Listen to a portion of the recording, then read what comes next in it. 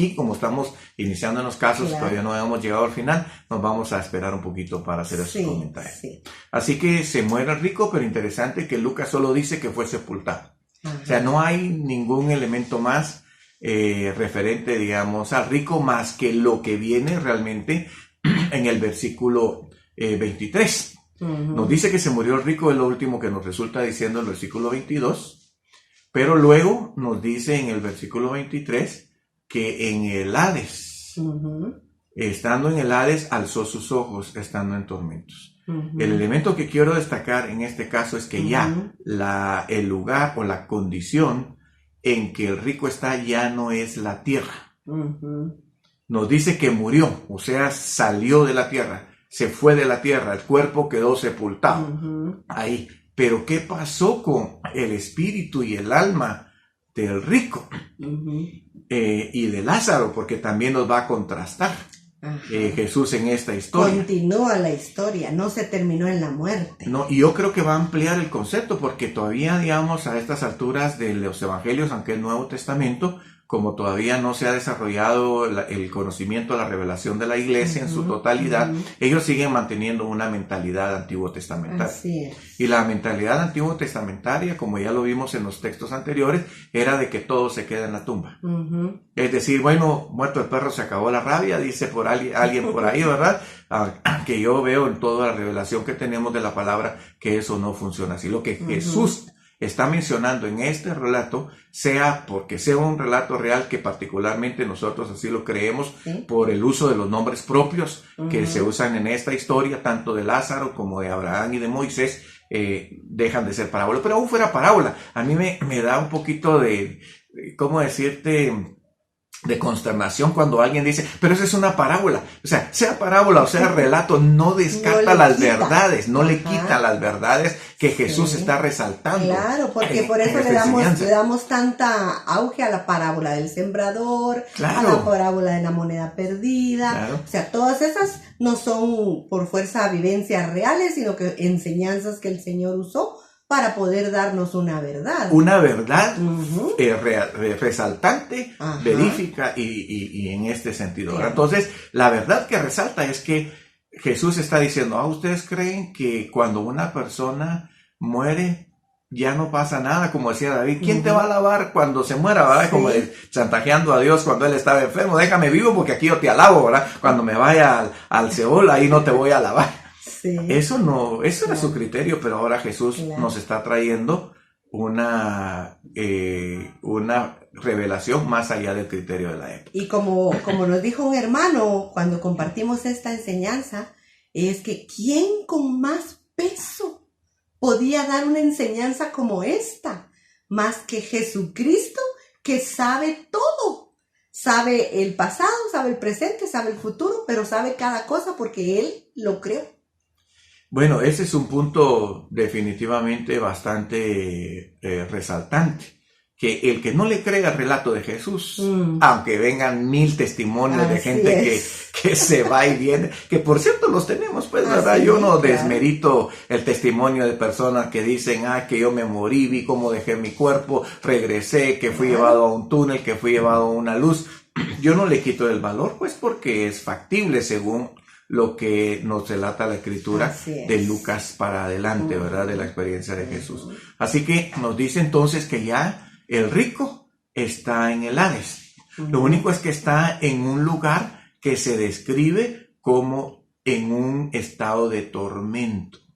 O sea, en la tierra él tenía toda la condición de vida placentera que podía tener porque era un rico que derrochaba la cantidad de dinero que tenía. Pero ahora está en tormentos.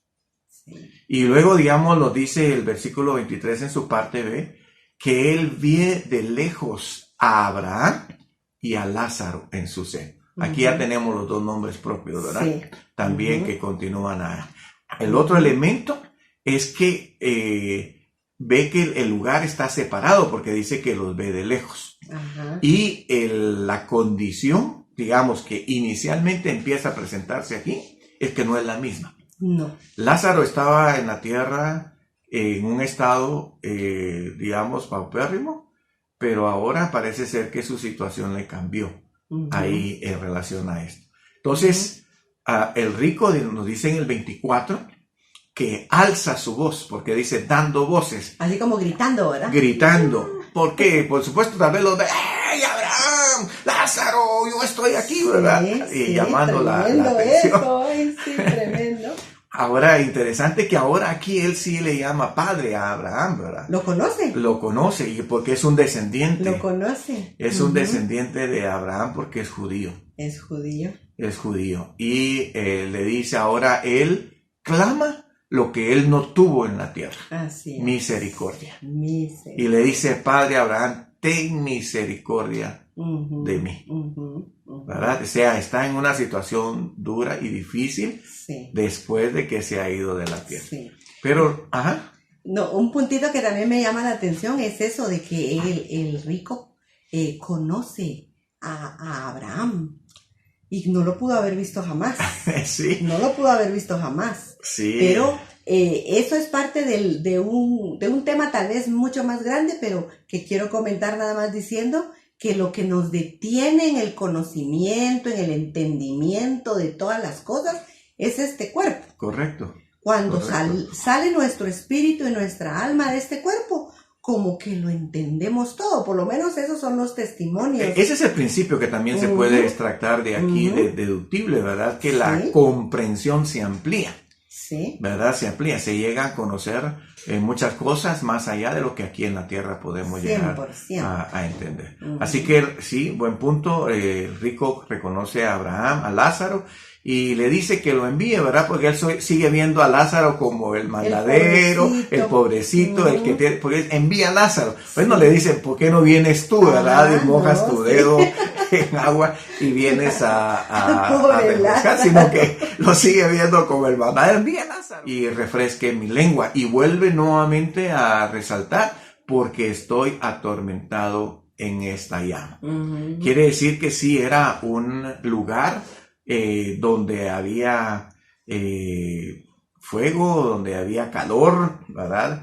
Yo creo que muchos decimos una llama de fuego. Literalmente. Tal vez de aquí algunos extractan que este es el infierno, ¿verdad? Por el asunto que resalta de la llama. Sí. Aunque digamos desde la perspectiva de los términos griegos que tenemos nosotros, sabemos que Hades y Seol no es el estado eterno de las personas que mueren sin Dios, ¿verdad? Sino que hay un lugar posterior a esto que en algún otro momento del estudio lo vamos a hacer ver, que es el Gehenna, que ese sí es literalmente lago de fuego y azufre, pero no es este lugar, el Hades, sino que es posterior.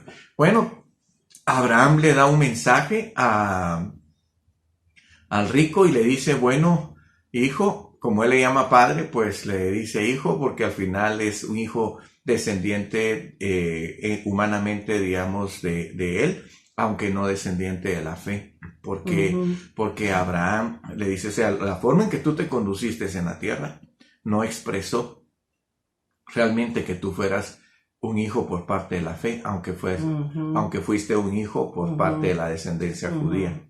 Y él le hace mención al rico de la situación o la condición de vida de la tierra.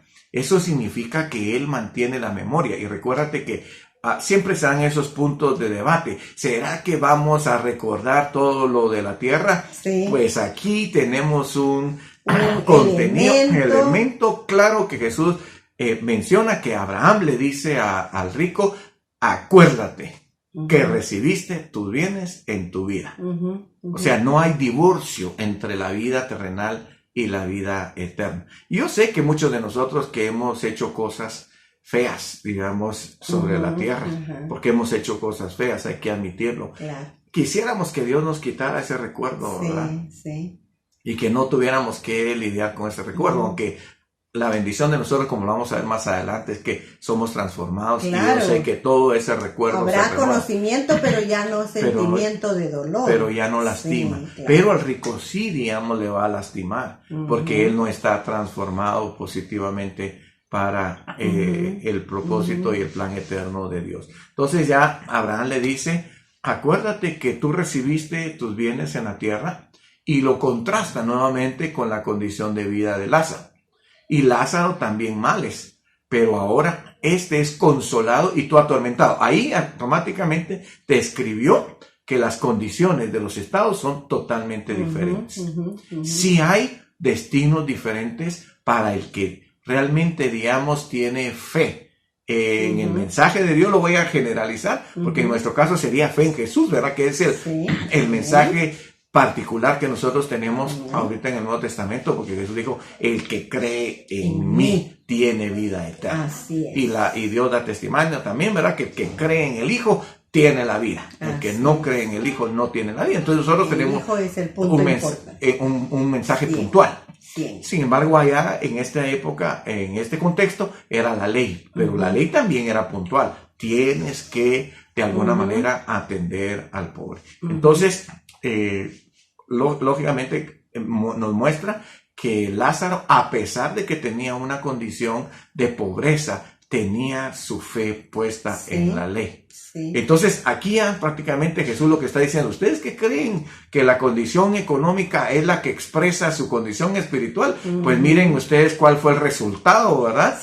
Del rico. Y cuál es el resultado del pobre. Yo he pensado que por eso el Señor aseguró el nombre de Lázaro, porque Lázaro es real, pero de alguna manera no quiso asegurar el nombre del rico, porque era una lección que estaba dando para todos los ricos. Aplicaba, digamos, claro, por supuesto, o sea. ¿Verdad? Exacto. Entonces lo generalizó solo diciendo el rico. Muy bien, ahora miremos entonces lo que nos dice el versículo 26. Nos dice que además de que ya Jesús puntualizó la diferencia de los dos lugares, dice que esos dos lugares están separados. Y aquí en el versículo 26, Lucas describe esa separación con una palabra que encontramos ahí en el versículo 26. Esa palabra es la palabra cima, porque ¿qué es lo que nos dice el 26? Además de todo esto, una gran cima está puesta entre nosotros y vosotros, de manera que los que quisieren pasar de aquí a vosotros no pueden, ni de allá para acá. Bueno, Lucas se toma el tiempo para describir qué es lo que hace que se dé esa separación. Y vale la pena decir o mencionar que la palabra cima que tenemos nosotros usada por Lucas aquí es con la letra inicial S, no es con C.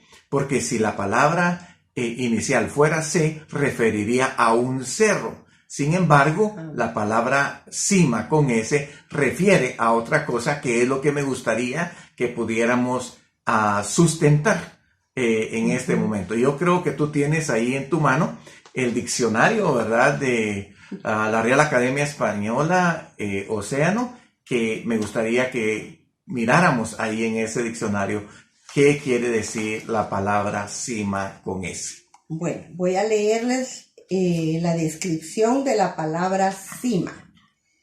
Primero dice, término propuesto por Suez para designar la capa más profunda de la corteza terrestre.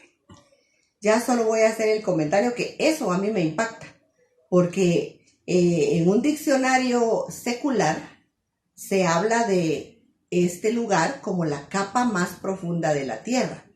Y aquí estamos hablando de un lugar profundo en la tierra. Segundo, dice que es una cavidad profunda, un barranco, una cueva. Un abismo también. Un abismo. Un abismo. Así que interesante, porque no, digamos, la descripción de una fe objetiva no discrepa de los aspectos científicos. A veces creemos que la ciencia se opone a la fe, pero eso no es cierto.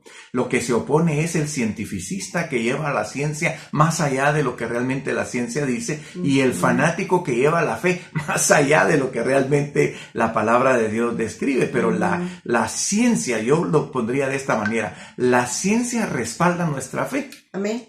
Lo que la palabra nos dice se puede también sustentar por medio de la ciencia. Y ahora nos dice entonces aquí el diccionario que la cima es una cavidad, es un abismo, es un barranco. Entonces sí se podían ver del uno al otro. Lo único es que pareciera ser que el lugar donde está el rico estaba como más abajo, porque él alza sus ojos para ver hacia arriba, sí, a Abraham y a Lázaro en su seno. Pero interesante porque nos da algunos detalles que a mí me apasionan, la verdad te digo, y por eso los menciono, porque claro, yo me deleito en la comprensión que tenemos de las descripciones bíblicas que tenemos acá. Y yo quiero conectar este elemento de la cima y de la profundidad de la tierra y la separación con las declaraciones que Jesús hace. Voy a salirme ahora de este primer caso que tenemos del hombre rico y Lázaro para tomar un segundo caso que es la misma experiencia que Jesús tiene y que es narrada por el apóstol Pedro y es narrada por el apóstol Pablo y narrada por Judas mismo. Pero antes de que eso pase, Jesús ya sustentó en un texto bíblico que lo registra Mateo, dónde estaba puntualmente este lugar. Y quiero que me leas, por favor, lo que dice Mateo 12:40. Porque como estuvo Jonás en el vientre del gran pez 3 días y 3 noches, así estará el Hijo del Hombre en el corazón de la tierra 3 días y 3 noches. Bueno, qué puntualización la que hace Jesús, ¿verdad? El propósito, la razón por que Jesús da esta declaración es que los fariseos y los escribas y los saduceos que siempre lo andaban apoyando, le estaban demandando a él una señal. Queremos ver qué señal haces para sustentar tu poder o tu autoridad. Y entonces él no va a satisfacer el morbo de ellos. Y él dice, bueno, la señal que yo les voy a dar es la señal de Jonás. Que así como Jonás estuvo 3 días y 3 noches en el vientre del pez, también el Hijo del Hombre, refiriéndose a él, va a estar 3 días y 3 noches. No les dijo en la tumba, no les dijo en el sepulcro, les dijo en el corazón de la tierra. Interesante. Que eso conecta perfectamente bien con lo que Jesús está relatando en Lucas 16, ¿verdad? Con respecto a rico y Lázaro, ¿verdad? Que habla la cima de una cavidad profunda en la tierra, donde él puntualiza que es precisamente el corazón de la tierra. La corteza, la última. La última capa de la tierra, el corazón de la tierra. Bueno, nosotros no lo asimilamos, porque no somos estudiosos propiamente de estos aspectos, ¿verdad? No tenemos una comprensión como un geólogo. Pero yo ¿verdad? Que estudié con las patojas, y vemos los dibujos que se presentan cuando le quitan como una rodaja a la tierra. Se ven las capas, ¿verdad? Y sabemos que hay... Ya no me acuerdo de los nombres de las capas, pero suelo, subsuelo, y luego venían hacia abajo. Y entonces eso es interesantísimo, que esta última corteza que se menciona, que está hasta abajo, antes de un centro líquido, que es lo que dicen todos los estudiosos que hay ahí adentro, un centro líquido de lava, de fuego, ese se llama cima. Eso es interesante. Sí, y bueno, lo manifiestan los volcanes, ¿verdad? Que son los que cuando hacen erupción sacan precisamente toda esa lava que viene precisamente de las profundidades. Y ahí hay respuesta porque el rico estaba en una llama. Sí, cabal, estaba cocinándose ahí, ¿verdad? Pero bueno, el punto que tenemos que destacar en esto es que el cuerpo de Jesús se quedó en la tumba. Sí. Pero el espíritu y el alma de la humanidad de Jesús fue al corazón de la tierra. Así que estas puntualizaciones son importantes que las tomemos en cuenta, porque no están puestas en la palabra solo por estarla. Y la realidad, les digo, algunos mencionan que para qué uno se mete a todo eso, es que hemos sido llamados a conocer en profundidad todo lo que la palabra registra. Esas son las riquezas. Esa es la riqueza. Si alguien no las quiere conocer ni saber, pues cada quien elige lo que quiere saber y lo que no quiere saber. Pero a mí me deleita conocer todas estas riquezas. Ahora que yo quisiera que viéramos cómo esto conecta también con lo que Pedro está describiendo. Y aquí vamos a usar diferentes versiones, más que todo por el lenguaje que se usa. Y que es lo que a mí me gusta, y este texto lo tenemos ahora en Dios habla hoy, que me gustaría que por favor lo leyeras. Primera de Pedro, capítulo 3, versos 18 y 19. Porque Cristo mismo sufrió la muerte por nuestros pecados, una vez y para siempre. Él era inocente, pero sufrió por los malos, para llevarlos a ustedes a Dios. en su fragilidad humana murió, pero resucitó con una vida espiritual y de esta manera fue a proclamar su victoria a los espíritus que estaban presos.